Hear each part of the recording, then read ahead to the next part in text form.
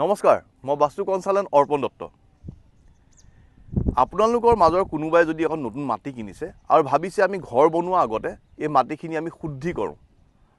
মাটিত আমাৰ negative energy থাকিব পাৰে, কোনোবা কিবা পেলাব পাৰে বা বহুত দিন পৰি থকা মাটিত নিগেটিভ এনাৰ্জি হয়। তাৰ কাৰণে আমি এটা সহজ উপায়, সেইটো হ'ল আপোনালোকৰ মাটিকণৰ 5টা গাঁত খান্দিব। 4টা চুকত 4টা, চেণ্টাৰত এটা গাঁত, মাজত এটা গাঁত খান্দিব। গাঁতটোৰ চাইজটো হ'ব 1 ফুট আৰু তললৈ 2 ফুট স্কুৱেৰ, 4 চুকীয়াকৈ 5টা গাঁত খান্দিব। 5টা মাটিৰ কলহত আপোনালোকে লৈ আহিব এখন নৈ পাৰলৈ। নৈ পাৰ দিনটো হ'ব লাগিব আপোনালোকৰ পূৰ্ণিমা দিনটাত 5টা গাঁত খান্দিব লাগিব। মাটিকণৰ 4টা চুকত 4টা গাঁত আৰু মধ্যস্থান চেণ্টাৰত এটা গাঁত।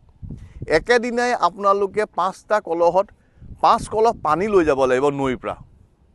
4টা চুকত 4 কলহ পানী, মাজত 1 কলহ পানী দি পেলাই আপোনালোকে যদি আকৌ মাটিখিনি দি গাঁতকেইটা পুতি দিয়ে, সেইদিনাখন পূৰ্ণিমা দিনৰ পৰা আপোনালোকে গম পাব যে আপোনালোকৰ মাটিখিনি শুদ্ধ হৈ গ'ল।